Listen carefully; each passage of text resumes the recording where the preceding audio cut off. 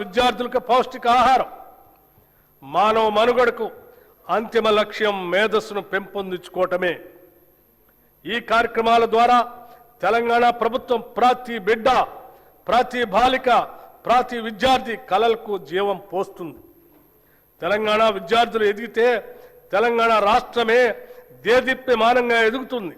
ఈ ఉద్దేశాన్ని సాధించడం కోసం మా ప్రభుత్వం విద్యార్థుల పోషణ, విద్యా ఫలితాలను మెరుగుపరచడానికి వీలుగా 2 నూతన పథకాలు ఈ బడ్జెట్లో ప్రవేశపెడుతున్నాం।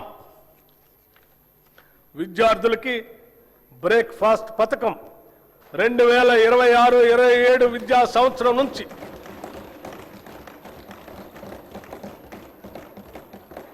2026-27 విద్యా సంవత్సరం నుంచి ప్రీ ప్రైమరీ నుండి ఇంటర్మీడియట్ వరకు చదువుతున్న విద్యార్థులకు నాణ్యమైన పోషకాలతో రాష్ట్రంలో నూతనంగా బ్రేక్ఫాస్ట్ పథకాన్ని ప్రారంభించేందుకు ప్రభుత్వం నిర్ణయించింది। ఈ బ్రేక్ఫాస్ట్లో ప్రతి విద్యార్థికి వారానికి అల్పాహారంతో పాటు 3 రోజులు పాలు మరియు మిగతా 3 రోజులు రాగి జావా అందిస్తాము।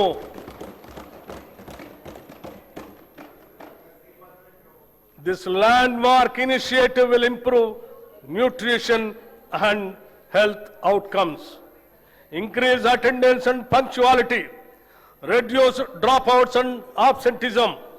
It will ease the burden on working parents. In simple words, no child in Telangana should begin a school day on an empty stomach. This is a watershed reform for student welfare. This breakfast initiative will not only nourish bodies, it will nourish the future of Telangana. Intermediate విద్యార్థులకు మధ్యాహ్న భోజన పథకం ఈ రోజు నేను ప్రకటించబోయే మరో అత్యంత ముఖ్యమైన సంస్కరణ। ప్రభుత్వ జూనియర్ కళాశాలల్లో ఇంటర్మీడియట్ అభ్యసిస్తున్న మన విద్యార్థులకు కూడా ఇకపై నూతనంగా మధ్యాహ్న భోజన పథకాన్ని విస్తరిస్తున్నాం। విద్యార్థుల సంక్షేమం కోసం మనం తీసుకుంటున్న చర్యల్లో ఇది ఒక సరికొత్త అధ్యాయానికి నాంది। కౌమార దశ అనేది ఎంతో కీలకమైన దశ। ఈ వయసులో తీసుకునే పోషకాహారమే వారు నేర్చుకునే సామర్థ్యాన్ని మరియు దీర్ఘకాల ఆయుష్ను నిర్ణయిస్తుంది। అధ్యక్ష, ఈ 2 పథకాలు ఈ రాష్ట్రంలో అద్భుతమైనటువంటి మానవీయ కోణంతో తీసుకున్నటువంటి గొప్ప నిర్ణయాలను చెప్పడానికి ఎటువంటి సందేహం లేదు। మా ప్రభుత్వం విద్యార్థులు మరియు వారి సాధికారత పట్ల అత్యంత సిద్ధతతో ఉంది। దివ్యాంగ విద్యార్థుల శారీరక వైకల్యం వారి విద్యాభ్యాసానికి మరియు ప్రగతికి ఏమాత్రం అడ్డంకి కాకూడదనే ఉద్దేశంతో అటువంటి వారికి తగిన తోడ్పాటు అందించే లక్ష్యంతో ఇంటర్మీడియట్ విద్య చదువుతున్న దివ్యాంగ విద్యార్థులకి రెట్రోఫిట్టెడ్ మోటరైజ్డ్ వాహనాల్ని పంపిణీ చేయాలని నిర్ణయించాం। రాష్ట్రంలోని అన్ని వసతి గృహాలు, గురుకుల విద్యా సంస్థల్లోని వంటశాలల అపరిశుభ్రత వలన విద్యార్థులు అనారోగ్యం పాలవుతున్నారు। దీనిని దృష్టిలో ఉంచుకొని ఆ వంటశాలల నిర్వహణలో వస్తున్న ఇబ్బందులను అధిగమించడానికి ఈ బడ్జెట్లో ఆధునీకరించడానికి మా ప్రభుత్వం నిశ్చయించింది। అన్ని వసతి గృహాలు, గురుకుల విద్యా సంస్థల వంటశాలల ఆధునీకరణకు కోట్ల రూపాయల ప్రతిపాదన 100 కోట్ల రూపాయలని ప్రతిపాదించాం।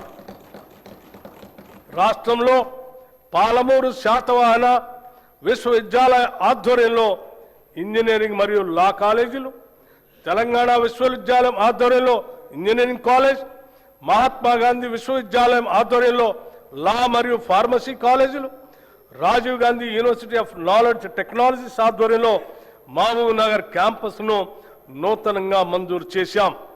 వీటికి అదనంగా ప్రభుత్వ పాలిటెక్నిక్ కాలేజ్ కోస్కీని ప్రభుత్వ ఇంజనీరింగ్ కళాశాలగా అప్గ్రేడ్ చేశాం।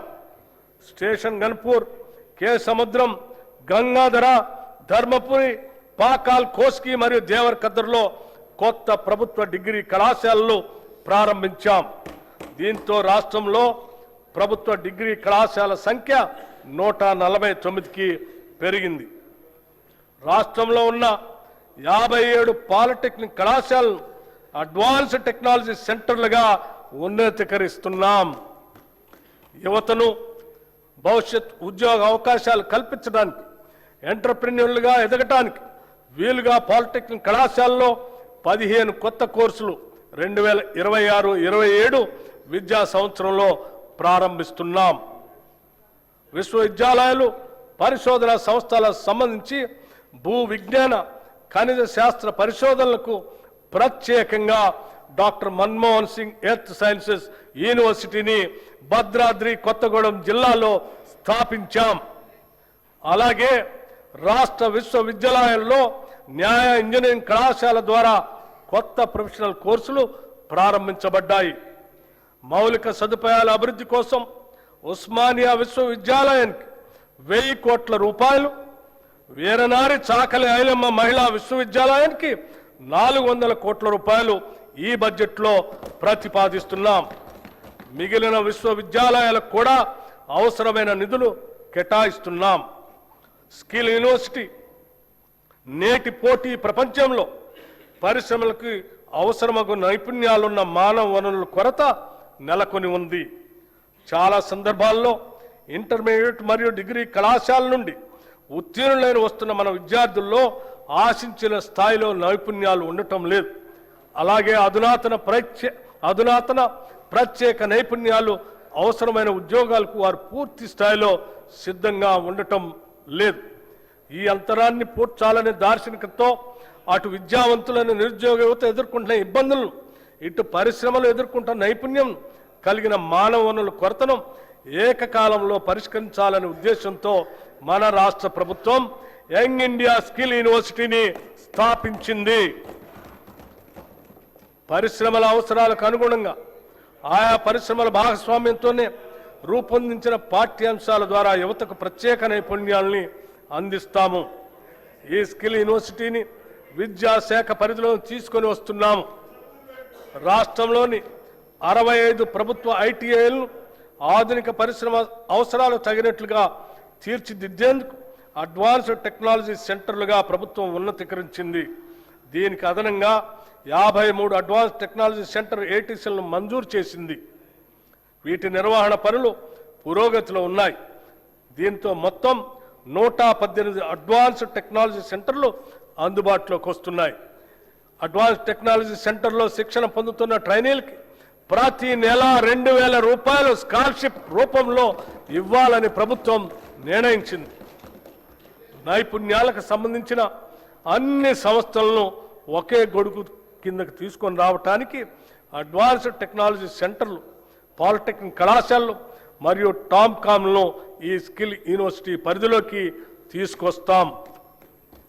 యువతను బ్లూ కాలర్ ఉద్యోగాల కోసం సన్నద్ధం చేసేలా ఉస్మానియా యూనివర్సిటీ, జేఎన్టీయూ తదితర విద్యా సంస్థల తరహాలో ఈ విశ్వవిద్యాలయాన్ని తయారు చేయటమే మా ప్రధాన ఉద్దేశ్యం.